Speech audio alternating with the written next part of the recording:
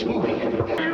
It's alive! Hello, I'm going to show you in this video how to make a pretty quick and dirty Halloween costume. This year I decided that I wanted to be the Bride of Frankenstein for Halloween, and I also dressed my partner up. Don't worry, if you walk in on surgery halfway through, it looks like murder.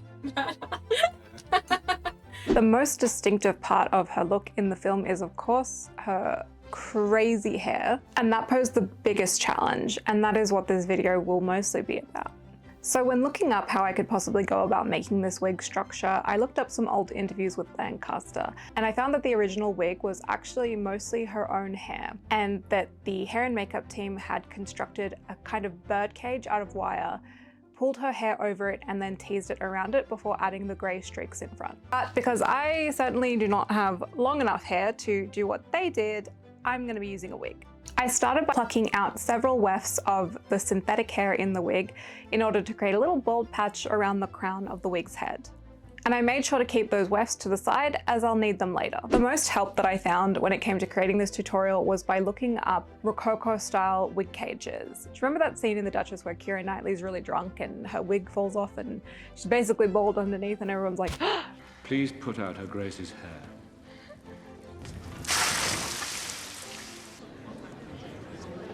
the horror? Well, that's because she was wearing a wig with a wig cage under it. That's how they got that big Madame Pompadour hair. So a Rococo style wig cage would give me the general shape that I needed. I used wire to construct mine, and I live streamed the majority of this on Twitch. But the basic gist of what I did was I made a little circlet that went around the full circumference of my head, and then I just started twisting wire on top of it in a birdcage shape. I also made sure to cover it with some cotton. I've seen people use cotton batting, but just plain cotton will do. I hot glued that cotton down. I then sectioned the wig up and over it, tied the end into a ponytail, and then, I don't know if I would recommend this, but I used this enamel coating clear coat spray that is meant for sealing things like furniture to try and get the hardest possible hat I could. You could drop a brick on this wig and nothing would happen to it. If you go this route instead of hairspray, do it outside. Wear a mask.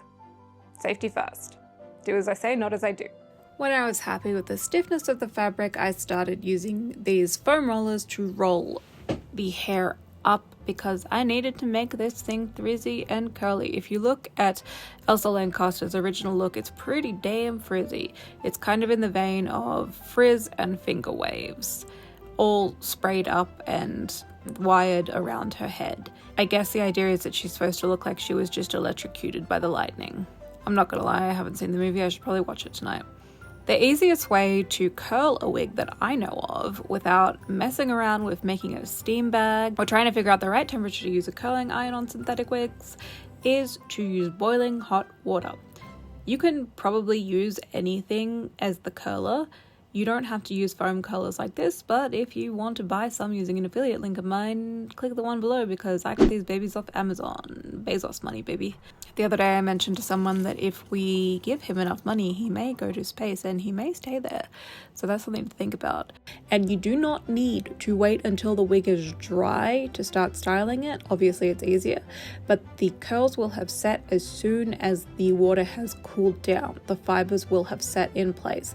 And if you want to get rid of the curls in future, if you didn't ruin your wig like I did, if you're smart and you used hairspray instead of enamel wood coating, what you can do is you can just dump more boiling water on it. Just boil it in a pot. It'll be fine. Once it was all curly and ready to go, I started brushing it out, and then you know those wefts that we cut out of the wig before? Well, you're going to take your rollers, your smallest roller preferably, and you're going to start winding your wefts around those because you need to use them later. Here's me using my detangling comb.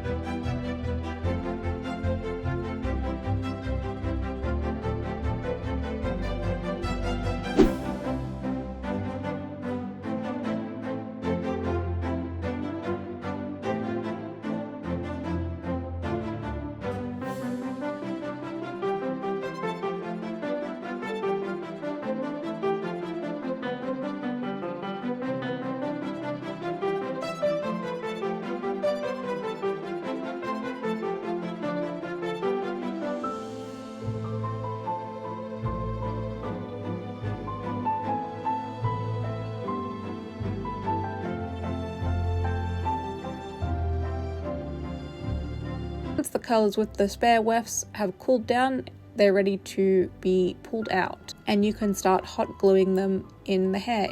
Basically, you just want to use those spare wefts to cover up all of the fabric for the cage and make it look like it's a full wig. As you start hot gluing those wefts in, you're also going to be pinning with a crap ton of bobby pins. Fun fact, I had a box of like 300 bobby pins and I have about 3 left after making this wig.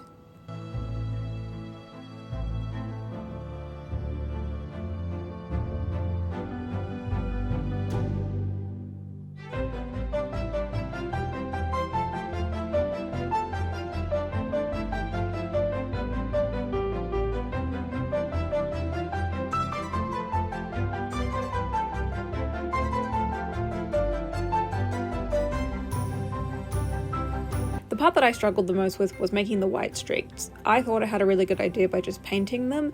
Initially I was going to cut some wefts out of a blonde wig, and then I couldn't find the blonde wig, and then I found 2 blonde wigs after I painted the hair.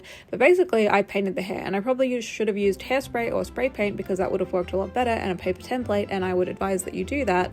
But I didn't. I did this instead. And then later I tried to fix it by getting some hair extensions that were blonde, overtoning them silver, and then pinning them in a kind of finger wave pattern. Oh, and you know that ponytail part that you had left out that was all straight? You need to put the rollers in that, do the boiling water thing. Once you do the boiling water thing, do the teasing thing, and do the pinning thing, and you should end up with a beautiful little beehive. I just decided to leave some tendrils out because I have a very round face that doesn't really suit this look, let's be real. And if you enjoy crafting live streams, then you'll probably enjoy my Twitch channel? Yeah, come to my Twitch channel. But anyway, cool, that's how we did it. That's how I made this wig.